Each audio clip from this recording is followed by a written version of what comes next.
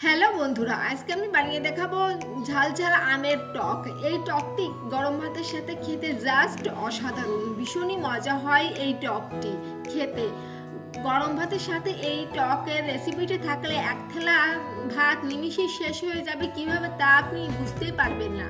দেখুন, আমি দুটো আম কেটে নিয়েছি, ভালো করে কেটে ধুয়ে নিয়েছিলাম, আর 3টে ঝাল কাঁচা লঙ্কা চেরা নিয়েছিলাম। আর এদিকে আমি গ্যাসে কড়াই বসিয়ে দিয়ে আমি সরিষা ফোড়ন দিয়ে দিয়েছি। অবশ্যই এই টকে সরিষা ফোড়ন দেবেন। সরিষা ফোড়ন দিয়ে আমি কেটে রাখা চেরা ঝাল দিয়ে দিয়েছি, কয়েকটা কাঁচা পাকা লঙ্কা চেরা দিয়ে দিয়েছি, দিয়ে কেটে রাখা আমগুলো দিয়ে দিলাম।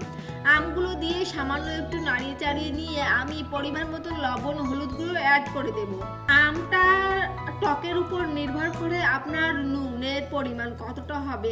যেহেতু আমার এই আমটা একটু টক ছিল, তাই আমি একটু বেশি করে লবণটা অ্যাড করেছি। লবণ হলুদ পরিমাণ মতন দিয়ে আমি সেদ্ধ হওয়ার জন্য জল অ্যাড করে দিয়েছি।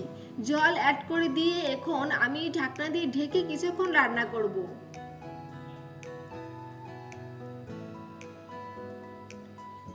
আমের সিজনে শুরু হয়ে গেছে, এখন এরকম টক রেসিপি রান্না করে গরম গরম ভাতের সাথে পরিবেশন করতে পারেন। গরমের দিনে এই টকটি গরম ভাতের সাথে খেতে বেশ মজা লাগে। দেখুন, আমি ভালো করে জাল করে আমি আমটা যতক্ষণ না পর্যন্ত নরম হচ্ছে ততক্ষণ পর্যন্ত আম জাল করে নিতে হবে। এইভাবে জাল করে সেদ্ধ করা পর্যন্ত অপেক্ষা করতে হবে।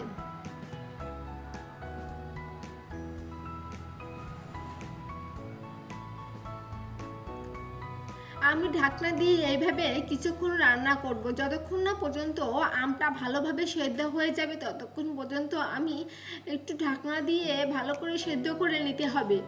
বন্ধুরা, আমের সিজনে শুরু হয়ে গেছে, সেহেতু বিভিন্ন আইটেমের আমের রেসিপি করে খেতে পারেন, গরমের দিনে ভালো লাগবে। আর যদি এরকম একটু টক রেসিপি থাকে আমের, তাহলে তো কোনো কথা হবে না।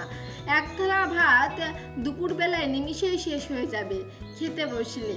ভীষণই টেস্টি হয় এই টকের এই রেসিপিটি। দেখুন, আমার সেদ্ধ করা হয়ে গিয়েছে অলমোস্ট। এখন আমি ঢাকনা খুলে নেব। ঢাকনা খুলে নিয়েছি। দেখুন, আমার জলটা শুকিয়ে গিয়েছে, আমগুলো পুরোপুরি সেদ্ধ হয়ে গেছে। এখন ভালো করে আমি মিক্সড করে নেব। এইভাবে মিক্সড করে আমি নামিয়ে নেব। নামিয়ে নিলে তৈরি হয়ে যাবে ঝাল ঝাল আমের টক।